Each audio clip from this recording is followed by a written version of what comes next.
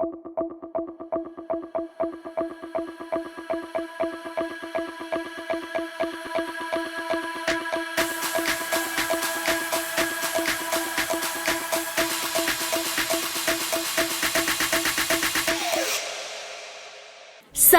धर्म के अलावा 3 अंक का महत्व दुनिया के विभिन्न संस्कृतियों, सभ्यताओं और धर्मों में देखा जाता है।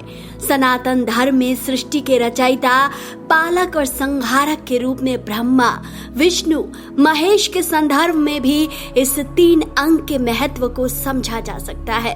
वहीं आप अगर भगवान शिव से जुड़ी हर चीज पर गौर करें तो 3 अंक का मेल जरूर पाएंगे।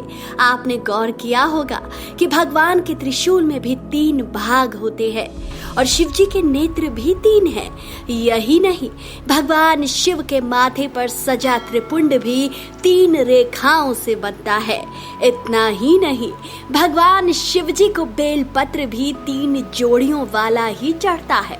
तो इस 3 अंक से भोले शंकर का लगाव क्या है और ये 3 अंक क्या अर्थ रखता है, आइए जानते हैं। शिव जी के साथ जुड़े अंक 3 के विषय में जानने के लिए शिव पुराण के त्रिपुर दाह की कथा से परिचित होना होगा। इस कथा के अनुसार एक बार 3 असुरों ने अजय बनने की कोशिश में 3 उड़ने वाले नगर बनाए थे और इसका नाम त्रिपुर रखा था। ये तीनों शहर अलग अलग दिशाओं में उड़ते थे, जिससे इस शहर को पाना या वहां तक पहुंचना असंभव सा था। असुर आतंक कर इन शहरों में चले जाते थे और इससे इनका कोई अनिष्ट नहीं होता था। इन शहरों को नष्ट करने का बस एक ही रास्ता था कि तीनों को एक ही बाण से भेदा जाए।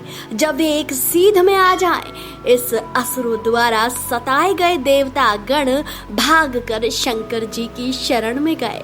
तब शिव जी ने धरती को रथ बनाया और सूर्य चंद्रमा को उस रथ का पहिया बना दिया।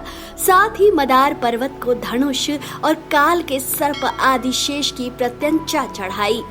स्वयं विष्णु जी बाण बने और कई युगों तक इन नगरों का पीछा करते रहे और एक दिन वह क्षण आया जब तीनों नगर एक सीध में आ गए। जैसे ही यह हुआ, शिव ने पलक झपकते ही बाण मारा और तीनों नगर तुरंत ही जलकर राख हो गए।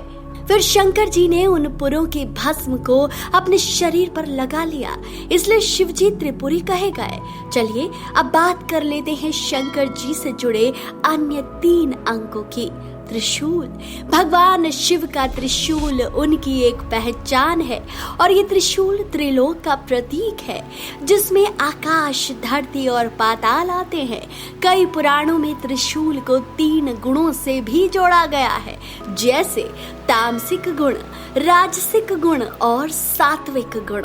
शिव के 3 नेत्र, शिव की आंखें तपस्या दिखाती हैं। तपस्या का उद्देश्य सत्य, चित्त, आनंद है, मतलब पूर्ण सत्य।